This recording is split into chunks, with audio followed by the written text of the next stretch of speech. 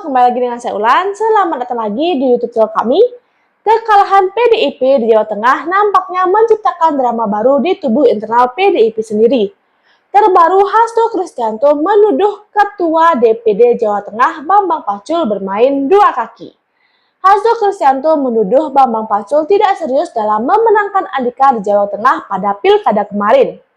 Namun, tuduhan Hasto Kristianto langsung dibantah oleh politisi senior Sulvan Lindan. Menurut Sulvan Lindan, Hasto terbiasa mencari kambing hitam atas kekalahannya untuk melindungi posisinya sendiri. Untuk lebih lengkapnya, mari kita simak pernyataan Sulvan Lindan berikut ini. Apakah Bambang Pacul memang perlu mundur gitu melihat perlu hasil ngapain? Jawa Tengah? Nggak perlu mundur. Kalau saya bilang yang mundur tuh Hasto dari Sekjen. Kan yang meng-arrange ini kan dia semua secara nasional. Ya kan? yang membuat PDI tidak berkoalisi dengan siapa-siapa ini antara tangan kan Hasto. Satu, kedua. Betul. Kedua, bagaimana Bambang Pacul mau kerja all out kalau diintervensi terus oleh sekjen partai misalnya? Datang ke sana, ngatur sini kan? Nah, nanti kalau kalah dia yang salah, kalau menang saya yang hebat. Nah ini orang tuh harus melihat secara objektif gitu loh. Dalam partai itu kan kita tahu peran sekjen. Ya kan, selain ketua umum peran sekjen itu besar. Apalagi pilkada-pilkada yang strategik itu sekjen yang paling dominan. Bukan ketua DPD, DPW, nggak ada. Dan ketua Bapilo Nasional itu Deddy Sitorus ya, Deddy? Oh iya, Bapilo eksekutif. Iya, Bapilo Ya, eksekutif. Deddy Sitorus Jadi di situ. kalau pilkada itu ya Deddy Bang Sitorus, Deddy, iya. kalau Pileg. itu Bambang Pacul, Iya. Bapilo legislatifnya. Iya. Ya, jadi kan kalau kita lihat di situ kan udah jelas kan. Yang bertanggung jawab itu siapa? Sekjen, ketua Bapilo itu bertanggung jawab untuk namanya aja Bapilo. Badan Pemenangan Pemilu. Eksekutif. Iya, kenapa dia nggak mundur? Kenapa bukan dia yang mundur? Sekjen kenapa yang nanda tangan semuanya, kenapa dia nggak mundur? Kalau Bambang Pacul ini kan pelaksana. Ya kan? Tergantung apa yang diarahkan oleh DPP. Nah di sini Ibu Mega percayakan kepada dua orang. Deddy Sitorus sama Hasto untuk mengatur semua pilkada-pilkada ini. Ada juga Adian di situ kan. Adian juga ikut. Tapi kan Adian tidak ikut di Jawa Tengah. Saya tuh waktu tanggal 18 November 2024 ini Bang, sempat kita ngobrol panjang lebar sama Mas Pram ya. Waktu itu saya sempat tanya itu soal isu tuduhan Bambang Pacul main dua kaki, tidak total menangkan Jenderal Andika. Mas Pram tuh bilang saya, wah itu tuduhan jahat katanya.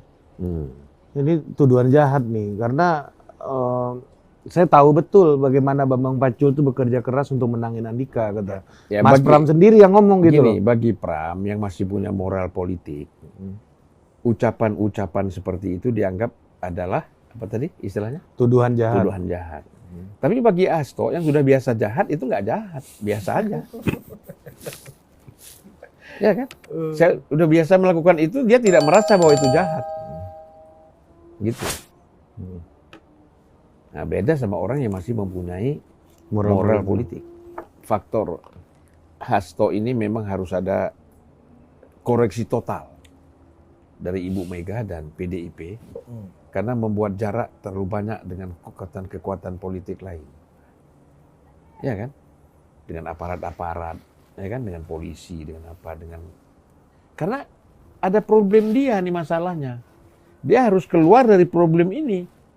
Misalnya problem Harun Masiku, dia kan harus bagaimana caranya keluar dari sini? Muncul lagi kan gitu. Terakhir kan bicara di podcastnya Bang Akbar senior kita dengan Bu Koni, Mas Hasto bilang bahwa ya saya ini udah ditarget untuk tersangka. Jadi soon akan tersangka. Kemudian itu yang ini sebagai apa namanya tindakan jahat dan rencana jahat juga katanya dari ini Pak Jokowi. Bukan. Entah kenapa itu Pak orang Jokowi kalau merasa lagi. sudah ditarget itu karena ketakutan. Abang lihat itu. Ketakutan, panik, ya kan? Dengan dihantui dengan menjadi target, ya akhirnya dia sibuk sendiri. Nah, bagaimana dia harus keluar dari situ? Jadi seolah-olah bahwa kalau gua jadi tersangka nih udah ditargetkan. Ini kan bukan persoalan ditargetkan.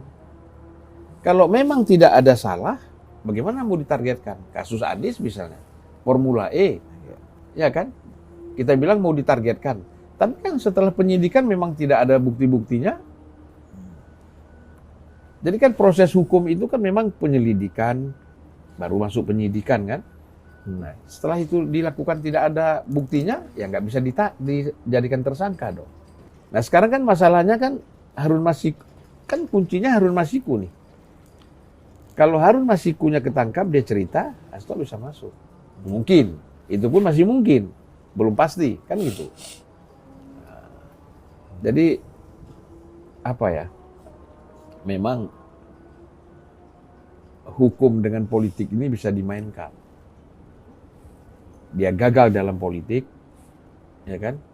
Kemudian dia bilang bahwa saya dikriminalisasi. Padahal kegagalan politik itu adalah kesalahan dia sendiri, bukan persoalan kriminalisasi. Jadi ini menurut saya dia banyak salah langkah di dalam politik, ya, karena ingin selalu memaksa diri supaya Ibu Mega itu melihat dia itu hebat, sukses, ya kan? Nah, akhirnya dia memaksakan segala dan dia manfaatkan betul itu. Ibu Mega nggak suka sama Jokowi, dia main betul di area itu, di area konflik Mega sama Jokowi itulah dia bermain di situ. Dia paling die hard membela Bu Mega untuk memojokkan Jokowi. Dikipas terus itu Bang ya. Nah, Ibu Mega pun senang ada orang seperti ini. Iya. Memang ketidaksukaan kebencian Ibu Mega kepada Jokowi sudah sampai pada titik puncak juga.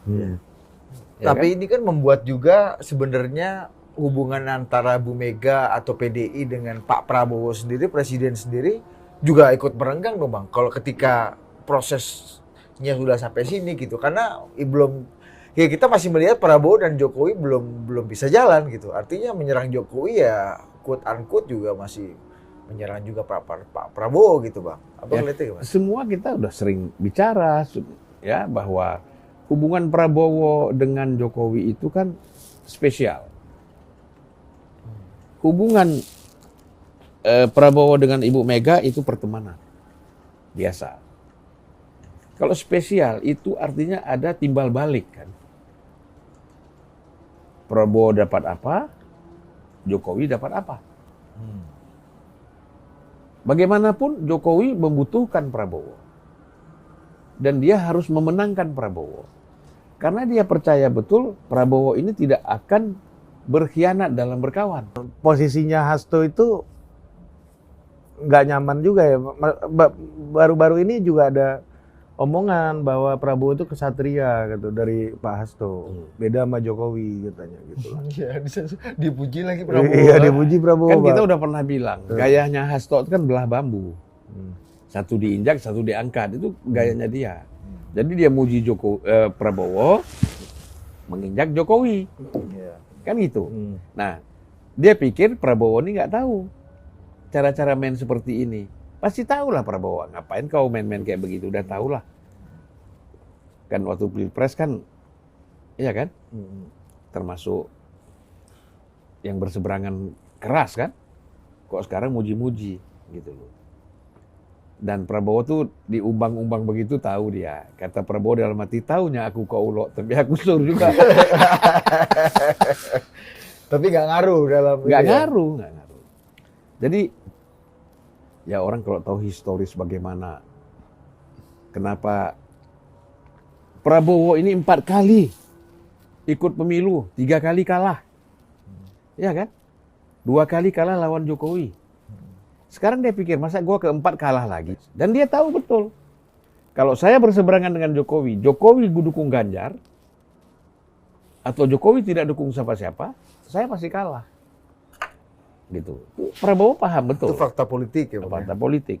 Jadi udahlah capek aja Hasto ingin mecah belah Pak Jokowi sama Prabowo tuh capek.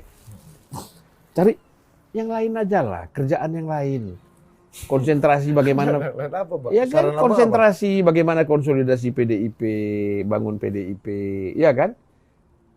Kemudian berpikir ini mau kongres, bagaimana susunan kepengurusan yang bagus, yang baik. Kan kita senang ada partai PDIP misalnya oposisi tapi kuat. Tapi kan menurut Mas Hasto kan ini memperjuangkan keadilan dan kebenaran yang dizolimi oleh kekuasaan. The dark side of democracy, the dark side of power. Udahlah, kita ini kadang-kadang banyak bicara demokrasi di luar. Dia jadi sekjen demokratis enggak di PDIP misalnya? Kan banyak keluhan-keluhan juga. Kita ini bicara keadilan, bicara apa tadi? Kezaliman, dizalimi. Kita nih paling sering menzalimi orang kan? Yang ngomong-ngomong ini gitu, punya kekuasaan di partai, neken. Gitu. Kalau nggak mau begini, apalagi Pak Hasto dekat ibu kan, tinggal lapor ke ibu, dipecat, berhenti. Gitu.